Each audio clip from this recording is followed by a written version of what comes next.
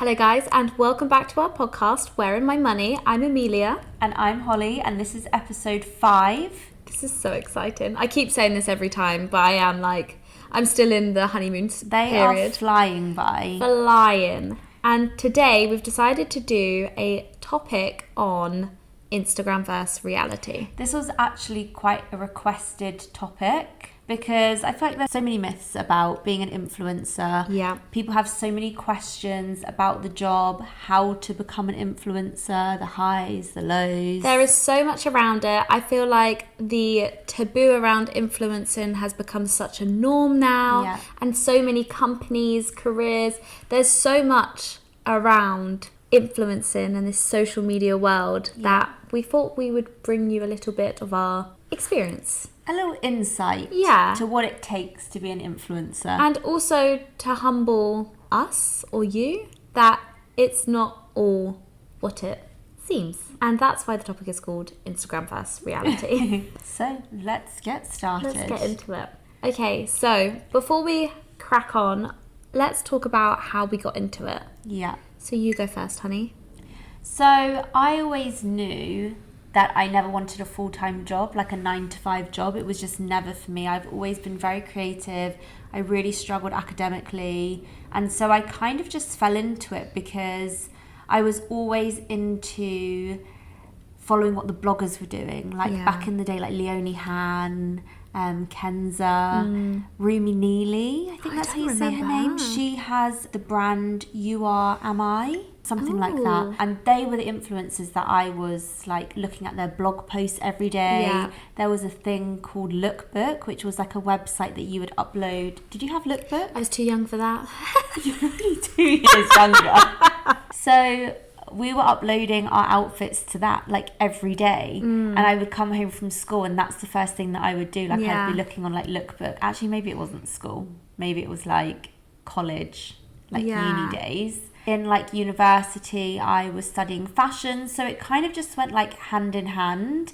And so I started my own blog. I started my YouTube channel when I was like 17 or 18. So cute. And I was doing like makeup tutorials and hair tutorials, and like you can still look back at them You now. proper boomed.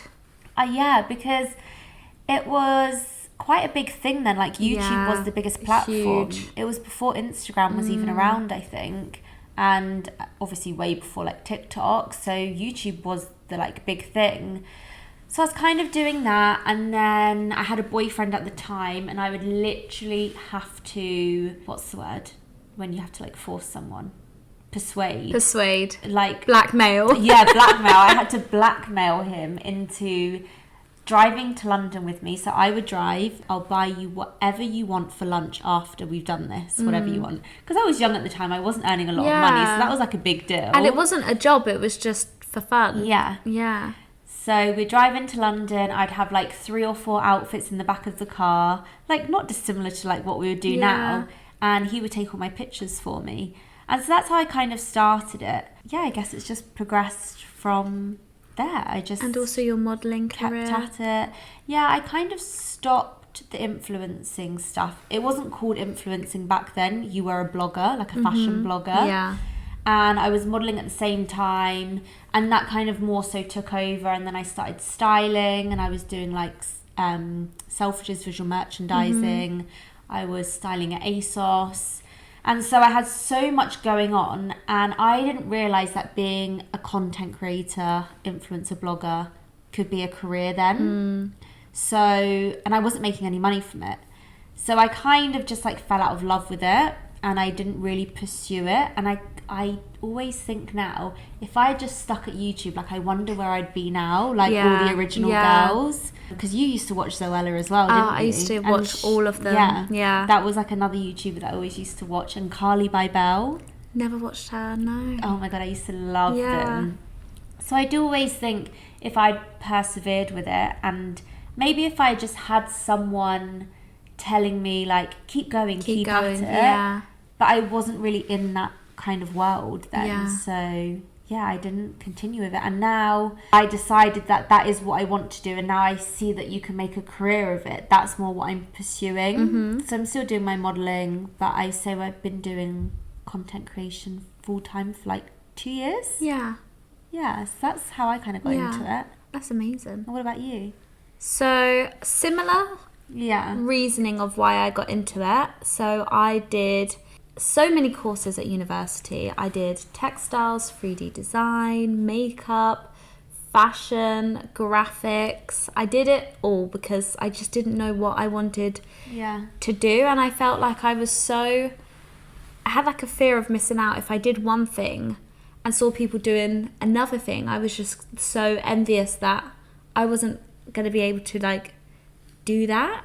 So I did a lot of work experience as well at university, and then within my third year of university at textiles, we were introduced to the marketing side of textiles. And again, like you, I loved YouTube and bloggers and Pinterest and all things like that. I think it was called I Heart It. Yes, We Heart It. Yeah, We Heart It. And that was like, I was obsessed. Oh my god, did you ever used to have a Pixo website as well? I think I heard of it, but I wasn't. I know that wasn't really like fashion stuff, but like that's how I started on the whole like website design thing. Like started off on Pixo. Absolutely love things like that. And then within university as well, I did start up a food blogging account, and that really hit off. Like my food blogging did really well. That was really good. And then again, I fell out of love of it not because it was not paid, but I was trying to keep up with a really hard degree and socializing and taking photos of your food in a student house wasn't really ideal when everyone is literally hanging out of their arse and you have random people sleeping in your kitchen dining room and beyond. So it was just not worth it. And then so in third year of university, that's probably when Instagram became the thing. It became where everyone was gravitating towards and loving, and it was something that my school wanted us to post our portfolios on. So we had digital portfolios, so when we went to interviews or if we were socializing with people that we would love to work with, we could instantly get it out instead of bringing an A2 folder everywhere with us. Because I'm not gonna lie, I think all textiles and fashion students probably need to go to chiropractors now, because the amount we had to lug around for interviews and things like that, they were hell. So then I started going into loving creating a portfolio of my textiles on Instagram, and then I actually kind of fell in love with, slowly but surely, posting me on there instead.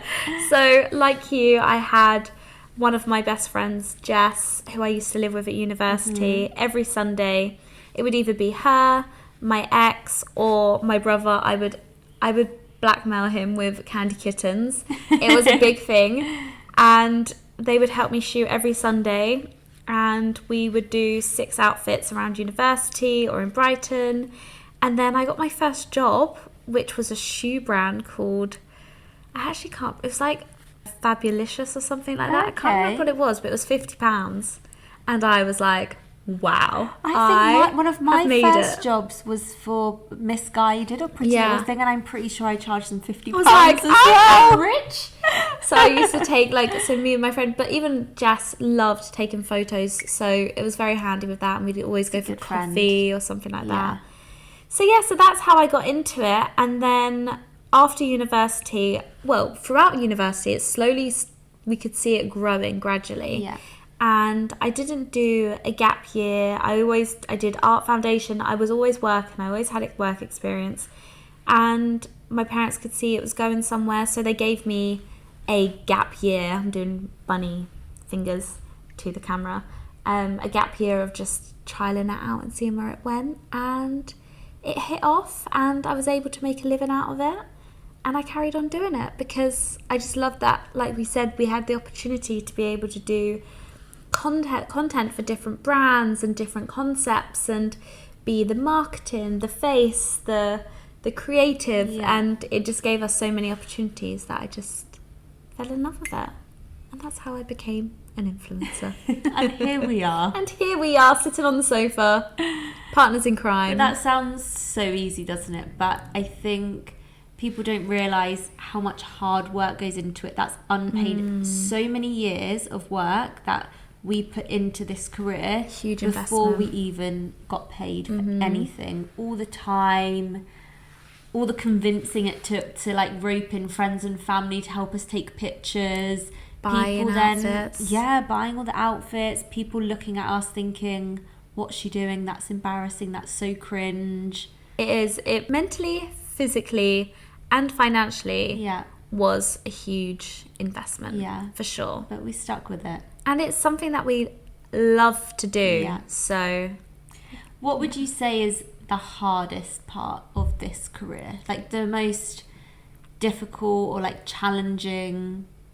I think there's a few. I would definitely say there is a lot of, obviously, visually, competition-wise. Yeah.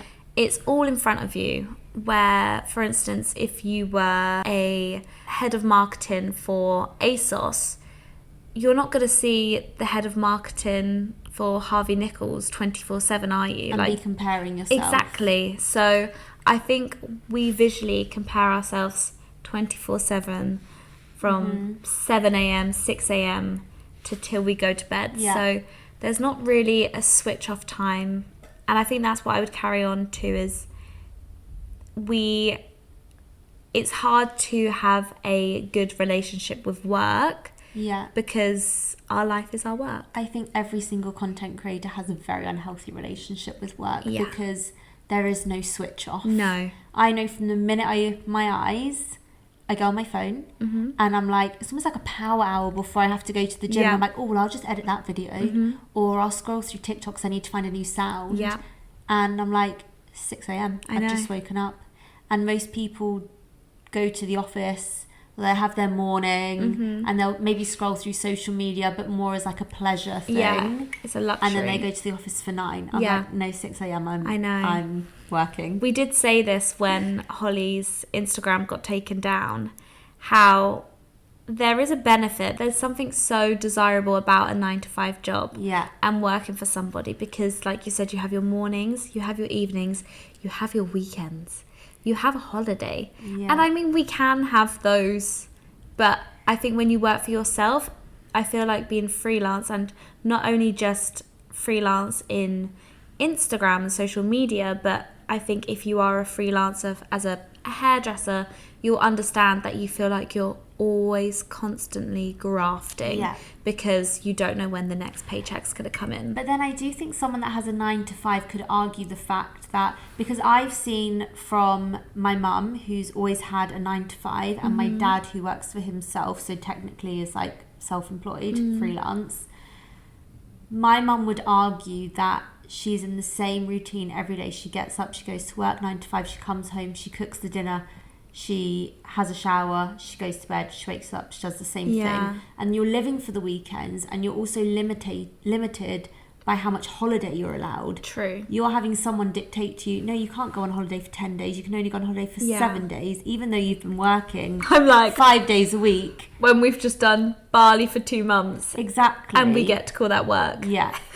So I think there's arguments from both sides. It's like, okay, yeah, we can go on holiday for a month, but we're still working every day whilst we're on that holiday. Like we're doing content or thinking of like ideas. It never stops. We don't switch off. But we do have the flexibility, which is nice. Incredible perks. And this podcast isn't going to be about the doom and gloom of being an Instagram or a social media influencer. There are so many incredible perks, and that's why we are so fortunate and so grateful. I'd say lucky, but we have worked for it. So incredibly grateful for our jobs. I would say one of the most difficult things for me is definitely the comparison, and I think it's even heightened because of modelling. So mine's like about appearance, weight, just being like very conscious of the way that I look constantly. And I think what's desirable to me about doing like an office job is obviously I'd always care about my appearance, but I'm not having people judge me based off of my appearance. So I think I get it like double barreled because I'm doing the influencing and the modelling. It's like extra. It's an extreme, like I need to look like this or feel like I look like this. Because I think with a content creator, you're more in control of how you can look, Yeah. because you're selling you as a person, your personality. But as a model, there's like industry standards and expectations on how you should look, Yeah. and how, like, your weight and Yeah. everything. And I think that's the tougher side for me, because as a content creator, if I put on weight, I'll just be like, well, I'll just order a size 10 instead of a size 8. But it's relatable and authentic, and that's Yeah. what people love. And I think, like you said, as a influencer, we get to tailor what we give to the Yeah. audience and what they want to receive. But as a model, I couldn't turn up to a modelling job and No. be like, sorry guys, I've put on some weight. Yeah. We're size 10 Yeah. now, because they're like, Yeah. well, our samples are a size 8. Yeah. You can't just do that. So having them both has heightened that Yeah, for sure. insecurity, or is Yeah, that the right I word? guess Yeah. so. Like, just very conscious of things like that. Fair I enough, find yeah. that difficult about the job. Massively, for sure. And the switching off. So what would be your best part of the job? The flexibility. Yeah. So it's so contradictory, because it's like I can never switch off, but I No. like the flexibility and the freedom that comes with it, because I'm a very spontaneous person, as She you is know. a very spontaneous person. And this career allows me to have that freedom that I think I need. Mm-hmm. And yeah, I don't know, I just that is my favourite thing. It I is have lots amazing. of favourite things. Yeah. But that is up there with one of them, is the freedom and the flexibility. The flexibility to have your own days and go to the gym at certain times, see your friends different days, Yeah. the travelling. I do agree. And also as well, it gives us the opportunity to do things like podcasting. Yeah. Like we wouldn't be able to do this as a 9 to 5. We'd have to No do that on way. the weekend. Yeah. Even though we work on the weekends, but we can go, Only do. okay, so Monday we're going to do a whole day of just chatting Yeah. and doing our podcast, which we are loving. And we did it on Saturday night. We did a podcast Saturday night, and yeah, I agree, the flexibility. Yeah. And also the other perks, like, of course, we get gifted lots of incredible things, products, experiences. Like, I mean, the list could go on. But it's like, Yeah. of course, we work for that. That's, if we didn't have those things, No. we They're the wouldn't be able to bonuses. review things for the job and everything. I would say mine would be the kind of the variety of opportunities we get to create different content for different brands, because I have such a passion for so many different medias of fashion, beauty, food, interiors, that I have the opportunity to be able to work with so many different brands and brands Yeah. that I adore and come up with different creatives. I think that for me, I think is a really cool You're benefit. kind of doing everything that you studied, like, all merged into one. Yeah. So you're not really missing out on anything. No, the photography, Yeah. everything. I love it. The graphics, like, you're so good at that. Oh, thanks, honey. What would you say is the biggest myth about being an influencer? Like a perception that maybe people have that isn't true? I think the title of this podcast literally says it all. That what you see on Instagram is just a clip of what is happening Yeah. in our day-to-day. You don't know that for instance, today, I didn't sleep till 2 a.m. I had so much work to do, so I started work at 7 a.m. I couldn't lie in, and I think the list, everyday lists go on. We don't have editors. We have management, which is incredible. But when it comes to editing, shooting, We're doing 10 people's jobs. 10 people's jobs, and as much as we adore them, it is quite exhausting and quite stressful. I think people look at us and think, oh, you just stand there and look pretty and take photos of yourself. That's easy. That's Go and get nice. a coffee. Oh, yeah, you're going to get your nails done. That's nice. And it's like, okay, yeah, that's what you see. But you don't see us doing all the editing, No. staying up late, Yeah. coming up with all the concepts and ideas, having to shoot outside in the cold, having people shout things at us when we're trying to shoot. Men stare. Yeah, I think, people, as in a nutshell, think that you just stand there and look pretty. and that naturally just comes to you. Yeah. Like, there is maybe thousands of photos that go through that one photo that we like. A lot of thousands of photos. We could have a bad day. Maybe it didn't come out as we wanted to. The hair looks bad. There's so many things. Yeah. Yeah, I guess there's a lot of myths around it's quite easy. To be honest, I do think that taboo has changed around what people perceived influencers as, oh, you just take an Instagram photo and that's it. Because, to be honest, actually I get it quite a lot from my male friends who are obviously like in finance and things like that. They honour and like they're proud of my job now. They're like, oh my god, you must work so hard. Like, they know the lifestyle and they know the job, because I think it's become such a huge career. There's been a massive shift that actually people respect influencers now, because it takes a lot to stand out of the crowd, because there's so many and it's such a saturated industry now that you have to be proper hard grafted to stand out. I think when people finally see that you're paying your own rent and you've got your own place and you can financially support yourself based off of this career, that's when people are a bit like, oh shit, okay, well, maybe this is a thing. And by the way, just a disclaimer, we're not saying that being a content creator is the hardest job in the world, and like, oh, feel sorry for us. We are very aware that there's people working for the NHS and that are working, have extremely incredible jobs, very, very, very long hours and night shifts, and we are in no way in any point in this podcast comparing this career with anyone else's, but as any career, it always has its highs and its lows. And everybody has their, like you said, careers. Everyone can complain, everyone can cry. Like, just because one job might be harder than the other doesn't give you not the authority to be sad or exhausted or anything like that. Good disclaimer. We are not saying no way. We are not saying our job is any harder than working for like the NHS or being. But I think this is a good insight for people that maybe want to learn a little bit more about the career and what we do and what it takes and what goes into it. Definitely. Because I think, like you said, you just see you see the outcome. You see the picturesque version. Yeah.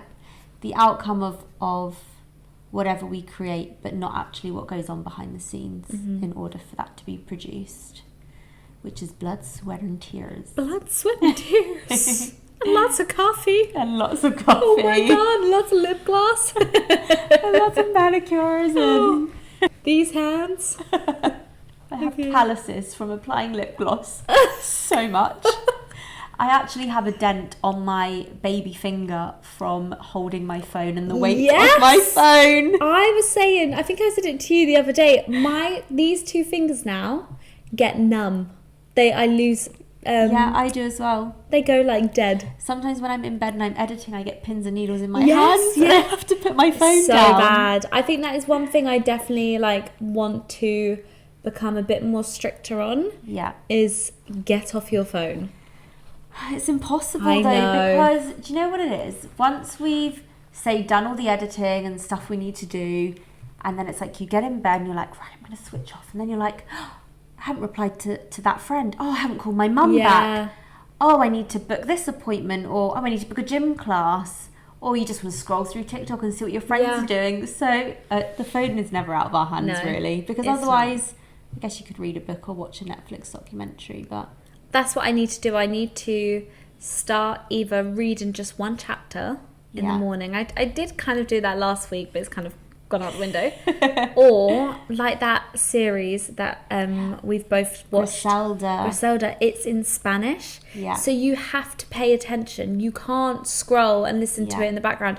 You actually have to watch it. Yeah. And I think that's so good. It is good. Because then you can't go on your phone. I have to say, I do subconsciously reach for my phone and I'm like, it's there, and I'm like, I'm meant to be watching something, and then I have to rewind. I have done that several times watching Griselda. I had to watch really episode 1 twice. Did you?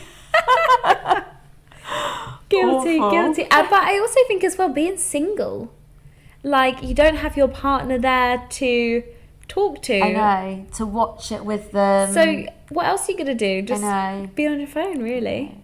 It's a really And bad also, habit. I think the thing is, we are not in a situation where we can afford editors and assistants, Yeah. and that would definitely give us more time off. Yeah, and a for bit sure. more me time. Yeah.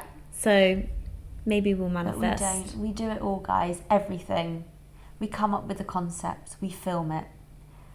Or shoot it. We style it. Fabulous. We are the face of it. We edit it. Did I mention that already? We push the content out. We liaise with the brands. We make the connections. We go to the meetings. We put that smile on our face. But let's talk about the perks of the job, Oh, because the perks 100,000% outweigh all the things that we love to complain about. Yes. And what are some of the perks for you? So definitely the experiences. One of them, of course, we're big foodies, and we get reached out to quite a lot to go and experience some delightful, incredible restaurants. We get to go on trips. Yeah.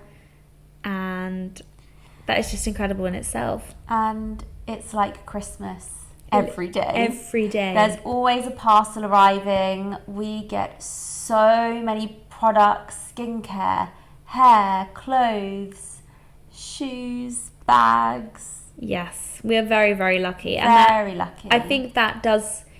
I think within this industry, though, because when I used to do work experience at magazines and for designers, they would get sent all of this. And if you're an actress, like, you'd get sent all of this. And now we're in that limelight as well. We get those perks. Yeah. And it's so great. Yeah, it is incredible. And some of the experiences that we've had, like press trips, and you just get to do and see things that you ordinarily wouldn't have the opportunity to do. And you get to call it work. Yeah. That is just incredible. That's definitely the perks. And also I'd say another perk is all the amazing people we get to meet along the way and the friendships that come from it. 100%. Because I do think if you work in an office and you're in the same office 5 days a week, you see the same people, you're very limited Yes. to who you connect with and who you're around. Whereas with our career, there's kind of no limitations. No. So many events, you always meet new people. New influencers, new PR. Yeah, the PR girls are always so Photographers. lovely. So I love that as well. I love that we meet so many people. It's such a broad like industry, and you couldn't not be lonely in a sense. There's always going to be someone at an event that you can meet and connect with. I mean, a lot of my friends now are through this career. Yeah, well, I think that's a big thing, isn't it? We kind of gravitate towards people that are in the same industry as us because I guess they that's have, normal, isn't it, as well? Yeah, they have the same flexibility. They understand your job. You help each other massively. Like, oh my God, like, well, you especially, for me, I feel have really helped me with my career. Like, just having you around to help me shoot content. Like, I feel like you inspire me as well. Like, when I see the work that you do. You inspire me. And you keep me accountable. And I think that's a huge thing. We are partners in crime. To have good people around you that understand the career and can support you and help you. And I think that's in all aspects of life, isn't it? When you surround yourself with like-minded or inspiring people, it makes you feel more motivated and enjoy it and do so much more for yourself because you can see what your friends or your colleagues are doing. And it makes you want to do it more. Because I think that's why I struggled in the early days of being a blogger, was I didn't have anyone around to help me, and I didn't have those connections because it wasn't like loads of people were doing it, and I was young, so it's quite a big thing to reach out to someone I didn't know and be like, hey, do you want to create content together? And so it was like forcing my boyfriend at the time, and it was so painful. We would always argue, always fall out, and it was just like not a pleasant experience. So I feel very blessed to have people around me now that can help me with my career. Yeah, definitely. I think when I started Instagram, it was a time when you kind of actually did reach out. Like, it was a bit of a dating network scene. Maybe I was too shy. I mean, I was very shy, but I was like, I need help. I was like, I can't do this all the time, asking my brother, my boyfriend, always like complaining. I was like, I need someone to help with. And then I noticed a lot of like influencers were becoming friends with each other. Yeah. So I used to reach out all the time and go, can I go for a coffee with you? And we'd meet, get to know each other like a date, like a speed date. And then we would shoot an outfit. And then I've just made friends through that, really. And I mean, I guess if you I don't still see do them it again, now. they didn't do a very good Yeah, job. literally. But it is true. Like, I've met so many of my friends through like speed dating, basically, with let's help with each other with content. I mean, my friend India Moon from Brighton, they used to be we used to actually have a Brighton bloggers group chat. So there would be like 10 of us girls, and we would actually write in it if anyone's free to meet up and shoot some content. Such a good idea. Yeah, there used to be so many, and I used to be a part of a London one as well. Oh my God, that's so good. See, I was really never good. into any of Yeah. that. I was networking. I tried so hard.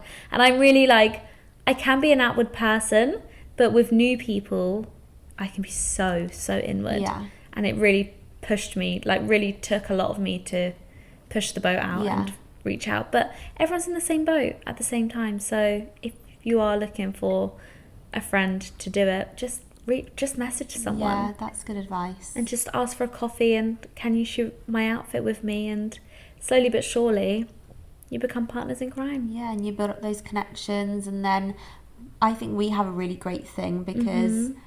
We are very lucky. We have this thing where if I get invited to an event, I message Amelia, I'm like, did you get invited to this event? If she's like, no, I'm like, okay, +1. So anything I get invited to, I always invite Amelia to as my +1 and vice versa. And so I think that's great for both of us as well, because if you make a buddy who's in the industry, you could do the same thing. Oh, massively. And then it gets you the opportunity to network with other people. Yeah. And yeah, you've got to see it as not competition, but just helping. You're going to benefit each other. There's enough room for everyone. 100%. Because we're similar. We're both blonde. We're both petite. You know, we have like a similar vibe. Yeah. Similar style of content. But we don't see each other as competition. No, definitely not.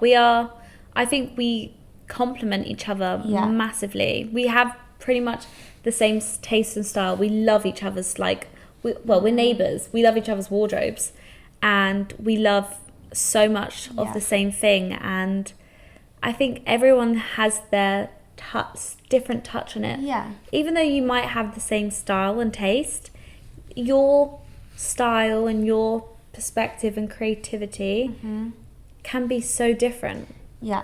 Massively. Yeah, for sure. So don't see it as competition, guys. See it as... There's enough room for everyone. Yeah. And you're going to help each other grow.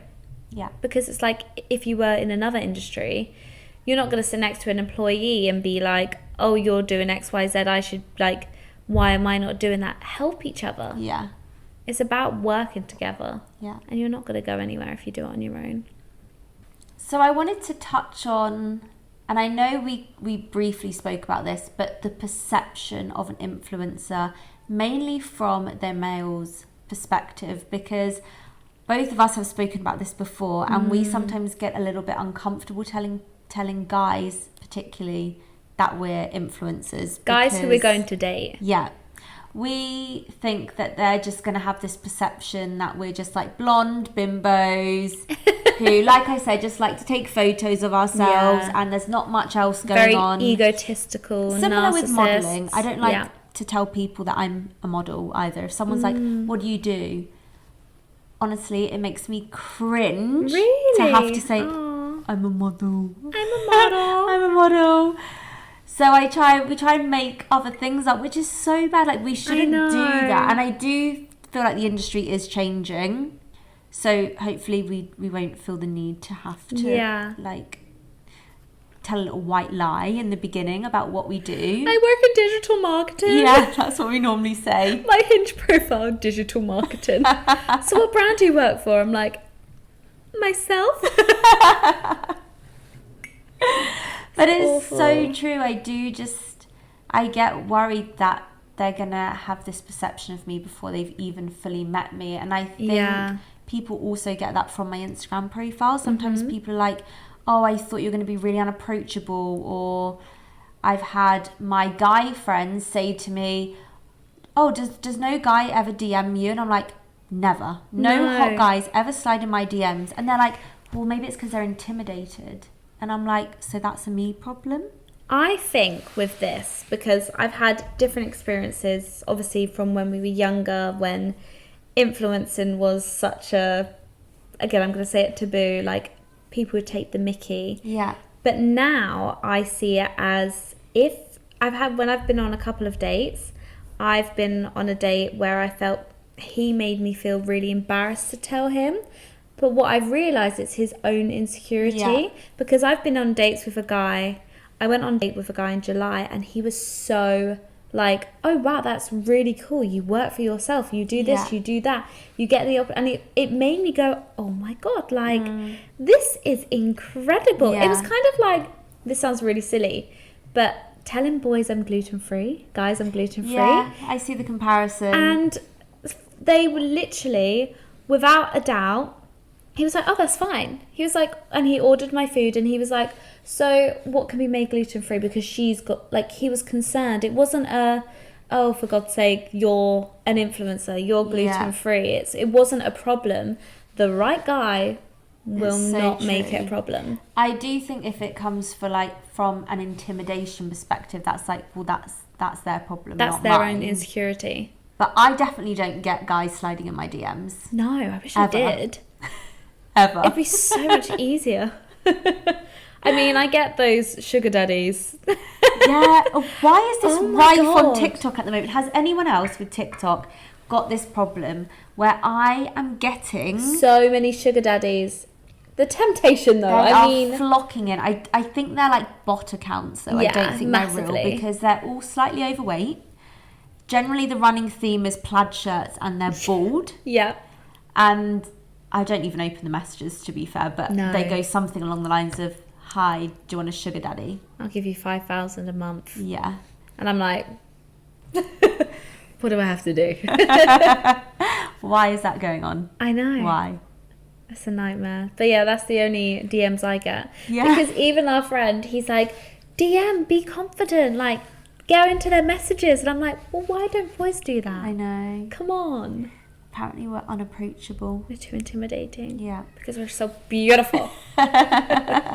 So let's talk about the business aspect of being a content creator. And I think one of the questions that came up was, how do you negotiate a brand deal? Like, do you reach out to the brands? Do you wait for them to reach out to you?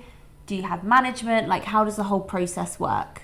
So I did influencing without a manager for, I'd say 2 to 3 years, and I would create a media kit. So it would basically be about me selling myself. It would be about me personally, my statistics, and then I would have a rates card on how much I would charge.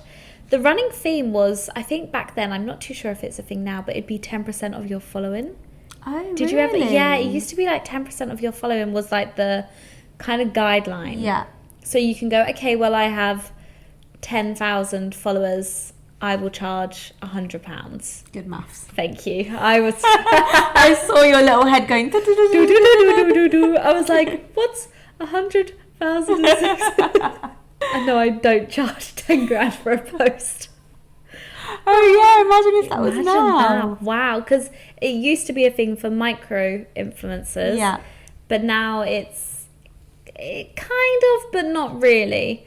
But now I do have management. Yeah. And they do help me out a lot with being kind of the negotiators. They do the contracts because that's what they're professionally trained into, and they get commission as well. However, I think it's really hard to know your worth. Yeah. And also as well, brands do have different budgets, so it's not a set budget throughout the entirety of my career. For instance, I could have 2 jobs right now, and one would be X, but the other brand doesn't have that budget, so it would be Y. And it's just... You're producing the same amount of content. Yeah, and it depends your values, I guess, and also as well how much you want to work with the brand, and if you could see it in a long-term relationship. Sometimes you have to sacrifice a smaller budget to maintain a long-term relationship. And sometimes you have to kind of show a brand like what you can do. Yeah. Especially if it's a brand that you really want to work for and it's like you're a bit disappointed by the budget that they're offering. If you think it's going to be beneficial to your content as well, then sometimes I would take a job. Massively. If you want to liaise, we'll get that one day, with a brand, then it's one of those things, isn't it? You kind of bite the bullet for maybe gifting or a lower budget. But I think it would be good, if you are new to this, to maybe speak to other people with the same followings.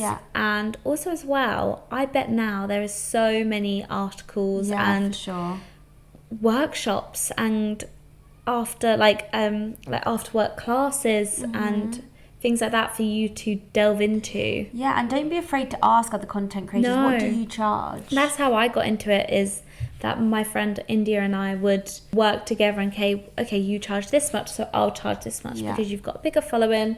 Oh, don't forget you need to charge for usage. Like, help each other out, like, because otherwise it's such a lost world. And in terms of outreach, I would definitely approach brands that I want to work for. Just slide in their DMs, just tell them how much you love what they're doing or how much you love the brand. Even like buy into the brand out of your own money and start posting with their products. Like natural content. Yeah, and kind of like show them what you can create, show them what you can bring to the table, and then just approach them. And a lot of it does come direct as well.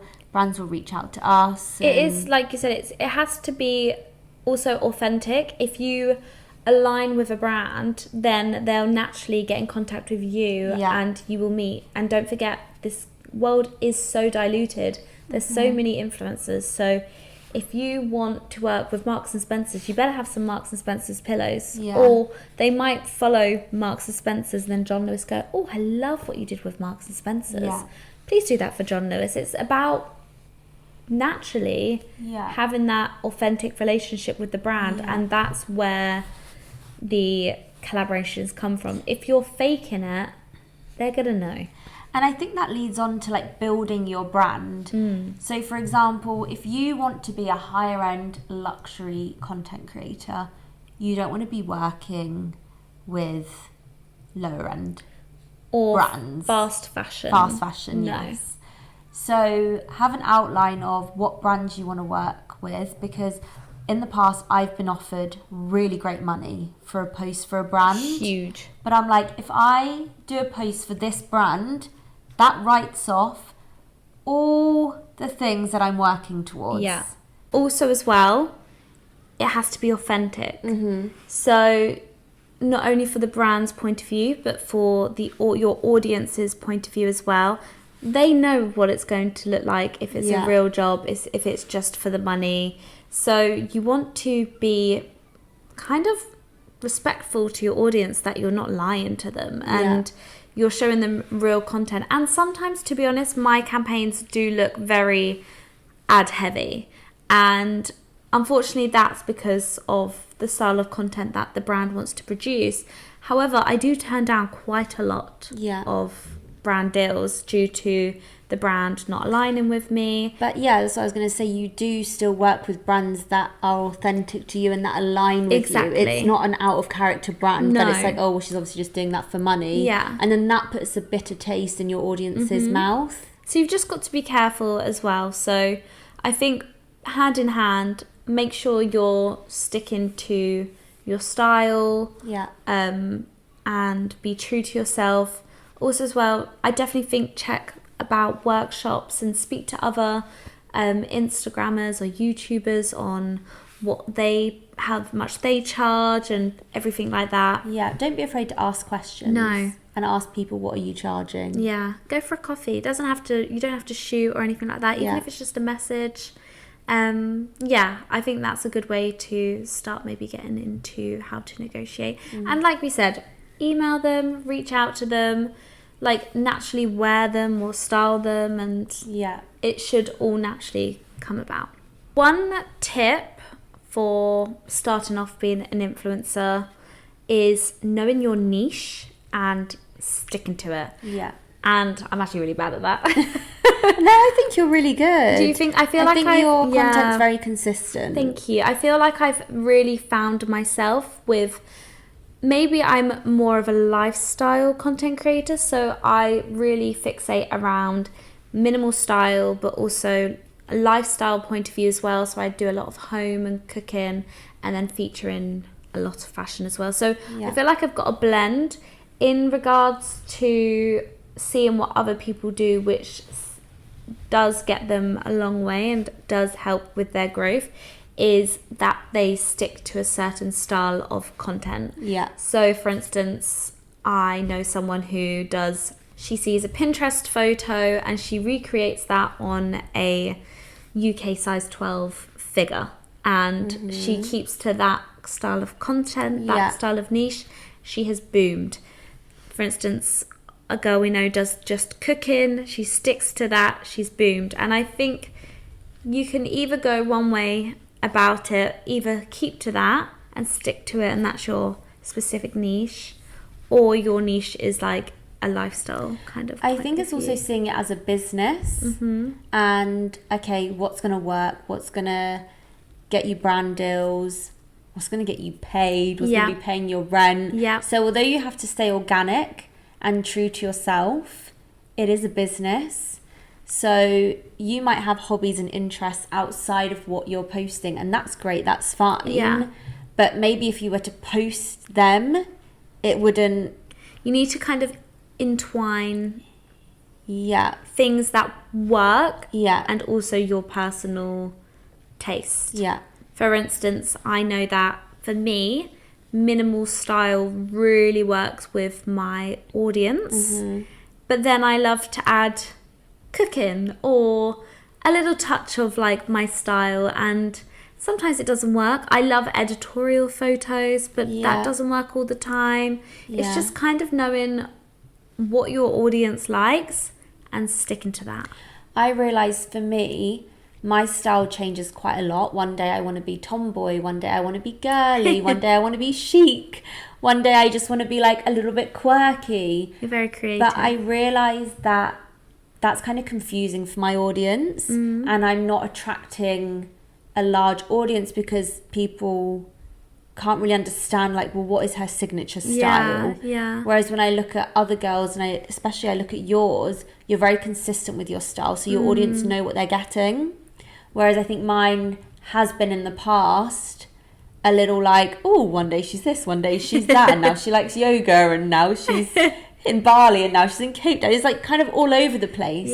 So I realised, okay, I need to start treating this like a business, and this is going to be my style, and it is my style. But if one day I want to wear something a bit quirkier and cool, I can still do that, but I just might not post. Or just add a touch of like maybe a little bit more relatable, or do a fun outfit, which is so you, but then like maybe do a ways to style it in a bit more of a low-key way.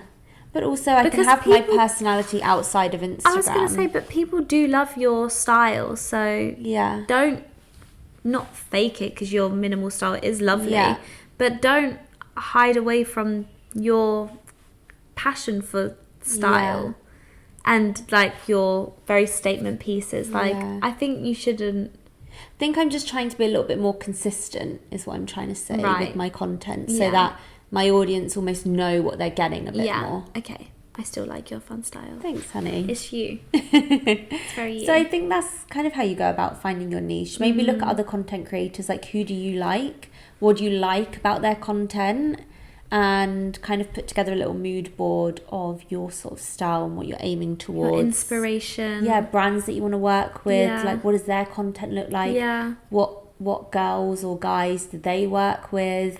You've got to be in love with your own content. Yeah. It's like your own magazine. Are you going to read it? Like, Yeah. are you like, I love listening to That's our podcast. such good advice, Yeah, yeah. I love watching vlogs. So I want to create vlogs. And if I don't watch it, then why would nobody else watch it, Yeah, kind of thing. so true. You've got to make sure that you're enjoying the content you're creating Yeah. and the style you're creating and sharing and Yeah. yeah. And another question is about how often we should be posting, because there's so many social media channels now. Mm-hmm.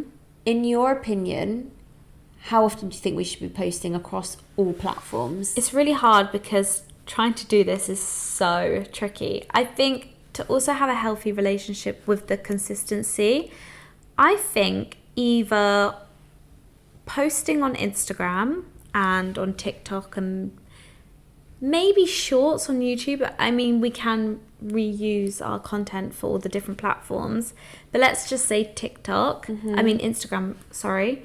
I would usually post, it's a mixture. I either do once a day, twice a day, or no time, and I leave it for a couple of days. But I'll do a couple of I feel like stories that's here very and rare there. for you. Yeah, but sometimes I can miss a day Yeah. happily, because apparently with the algorithm it does help to come off it for a bit. I noticed that if I don't post a story for a couple of days, when I then post, Yeah, my figures like triple. yeah, it booms. Yeah. It's ridiculous. It's like you get pushed back to the front of the Yeah. queue. Push back to the front. and push to the also front. as well, I think don't overdo it. Yeah. Because I think, Don't well, bombard. yeah, exactly. And I've had experience from when my friends or like my guy friends talk to me and go, I love your content, but I've muted you. I've muted you. I'm so sorry, you've posted too much. And I'm like, fair enough. Yeah. So I think it's really hard to say, but I think if you want to grow and keep consistent and have a healthy relationship with it, maybe once a day or every other day, Yeah. for sure. Quality over quantity, but Yeah. you have to keep consistent. And when it comes to trying to add up all the other social media platforms, I mean, I struggle with TikTok quite a lot, but I think I've fallen in love with it again because we've got our Wearing My Money podcast. Yeah. I think with TikTok, people want to see a lot of personality. I think Yeah. Instagram can definitely be prettier, a lot more aesthetic. Pristine. Yes, pristine. TikTok, people want to see real. Yeah. Real shit, which is hard. It's really hard. Really hard to put yourself out there like that. I find that when I do talking videos on TikTok, they always do a lot better. Mm-hmm. Whereas Instagram Reels, I think like 20 seconds. Yeah, there's No different talking, capacities. just the music over the top. But however, I have seen a lot of people doing vlogging on Instagram now. Like that style and like talking to the camera. And apparently it's the new trend. It's the it's called the FaceTime girl, I think it's called. Right, so it's like you're on FaceTime to your friend. It feels like that you're kind of vibe. naturally like Yeah. they're so authentic that See, it I feels, do love watching those videos, so I get that. Yeah. I just have never done it. I think that's the hardest thing is I've come But you from, do on YouTube. I do on YouTube. I love vlogging, but when it comes to Instagram, I started Instagram with it being very Pinterest, prestige, editorial. So for me to like slowly bring it back or like become a bit more raw, people could be like, wait, who's this? Yeah. Like I used to do Friday Get Ready With Me, which I really want to bring back. I remember you used to do I used to love it. I did it for like a year or two and I was really good at like holding myself accountable. So maybe I'll bring that back and that could be my touch of speaking in it. But yeah, usually I leave the talking to YouTube. And now the podcast. And now the podcast as well. My goodness. Okay, so we're going to talk finally about our career highlights because as we've said, obviously there's loads of pros and loads of cons, but I feel like it's always good to end on a high and talk about our memories. And I always feel like, I mean, I do gratitude every day now and I feel like it sets you up for like a really good realization of what you do what you've and got is what good. you've got. And I think everyone should do this in day to day and whatever your job is. Yeah. Because I feel like every career brings so many opportunities and benefits. But yeah, let's talk about some of our highlights. Yeah, we may not get a pension or our tax paid for, but there's definitely some other perks. Definitely. That I would never trade. Oh my God, absolutely. Do you want to go first? I think for me, it's like the facials, the nails, the hair, which we all get in collaboration for doing content. Yeah. I think that's all incredible. Like, I'm so grateful for that. Like, sometimes if I've had a bad week and I'm like, oh, I've got a facial. I know. Like, honestly, I could never afford to go for as many facials as I do. It is incredible. So that for me, I'm like, I count my blessings every Mm-hmm. time someone gets in touch with me for something like that. And I just think, like, generally experiences that we get to have, like press trips, I've experienced so many things that ordinarily, like, I would never do or never have the opportunity to do. And I think, like, that's incredible.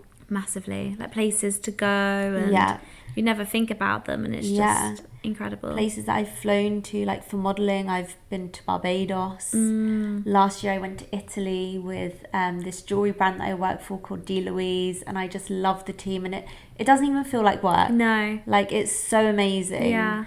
So yeah, I think things like that for me Definitely is like career highlights. And then working with brands that I've put on my manifestation list, like Valentino and Guess. That's pretty cool. That is very cool. I would say very similar as well, but I've noted down a couple of experiences which were just so memorable and just such a highlight of my career. And one of them was, well, two of them, and they were my two first press trips when I was a little bit younger. But I used to work a lot with Clarins, and I was invited on a press trip to Paris, and it was just India and I, and we got the most bougiest room. It was so incredible, and we were there for a launch of a fragrance, and then we also went to Chamonix with Clarins, and we got this. They put us together. We said, could we sleep with each other, like have our room together? We didn't want separate rooms. And they put us in a penthouse bedroom. Oh my goodness, which had 2 floors. We went in and we were like... Oh, like Princess Diaries. We were like, there's a staircase. And we went up and there was this another bedroom with a sauna. It was, honestly... I had such magical moments with Clarins. And I must say, like, I've been on some incredible press trips. But I think because it was just... India and I representing the UK. Yeah, wow, that's major. Was huge. And it was like an international press trip, so they'd have a couple of girls from Germany, from Russia, like so many. And it was just such a magical experience. And we did like snow, like walking, and they made it so beautiful. And those were definitely like the highlight trips. Yeah. Other things, like you said, is working with incredible brands that we dream of and experiences. It's always exciting when you open your emails and you see a brand has contacted it's like you. It's like pinch me moment. Yeah, it's so incredible. I think one of those moments was Clarins for me. Yeah. Massively. Like every time I've got a Clarins campaign, it's like a huge pinch me moment. I've worked with Jeep Wrangler, I've done NARS, I've done John Lewis. There's so many incredible brands, and even things like Harrods reaching out for us to go and trial out Sushi Mesa, which is such an expensive sushi restaurant in Harrods, is just incredible. Yeah. And it's something that we're so passionate about. Yeah.